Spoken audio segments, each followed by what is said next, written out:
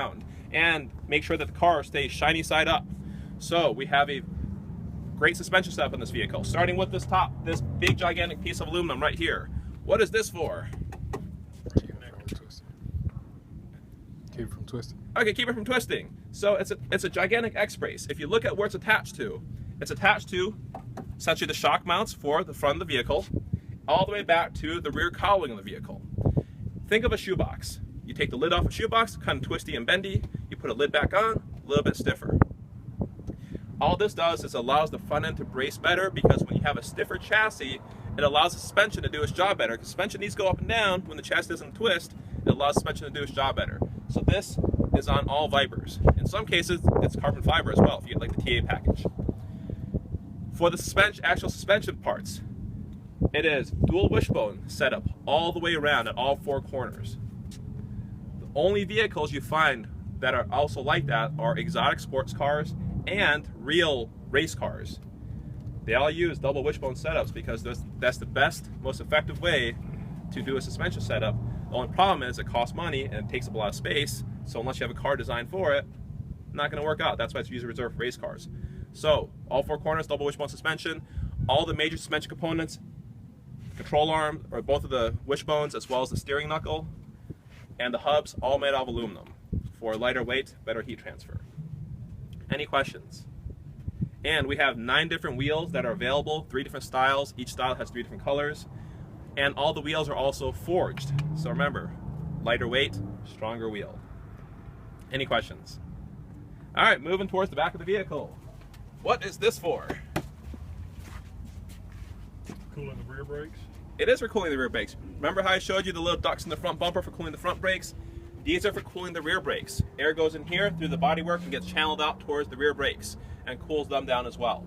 And since we're talking about brakes again, who makes the brakes for this vehicle?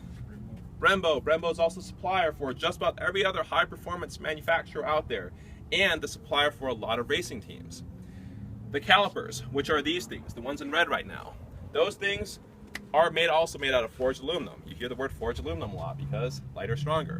And besides just being lighter and stronger, we've also taken those calipers and looked at them to decide where can we shave some weight off. So any place that is not structural, that is not needed, that can be thinned down or tapered off, we've done that to try to save as many grams as we can off the calipers, because we're trying to keep this thing as light as possible.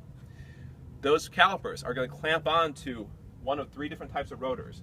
You have on your regular SRT a cast iron one-piece rotor. It is a vented rotor, but it's a one-piece rotor. On your GTS, you have a StopTech 2-piece rotor. Who knows what a 2-piece rotor is or what it does?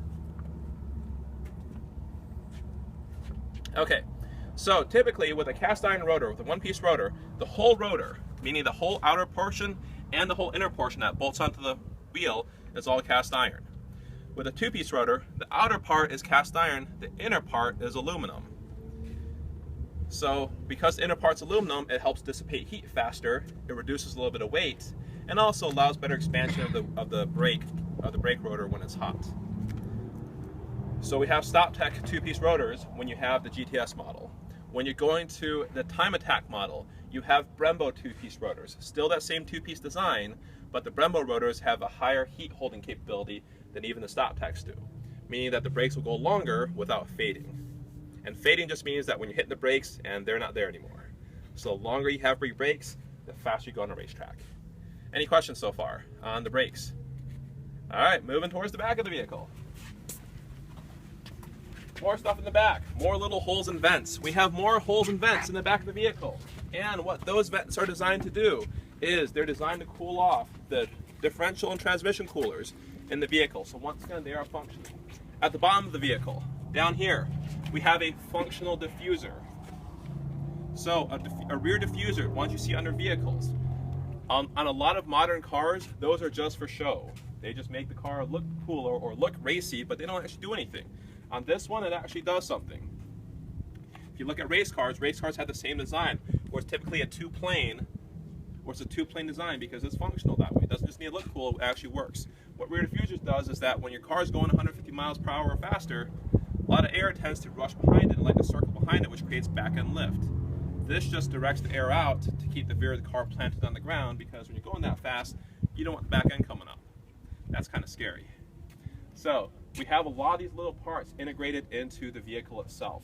Other things that we have for both aerodynamics as well as functionality. What do you notice about the roof of the vehicle? It's got an air channel down the middle. But do you also know why it has these humps? Those lovely lady humps. Okay, it is for headroom. Because this is a track purpose vehicle, we want to make sure that customers who drive this, when they wear a helmet, that they have a little bit more helmet clearance. So that is what these are for specifically. The double bubble roof is to give a little bit more helmet clearance for drivers inside the car, so we can still have them lower, still give them a lot of space, and a little bit more clearance for the helmet. Channel in the middle does help for aerodynamics as well, and comes out this little widow's peak, and this is where you find your GPS antenna and all that other fun stuff for the navigation for the vehicle. Okay, any questions on the back of the vehicle?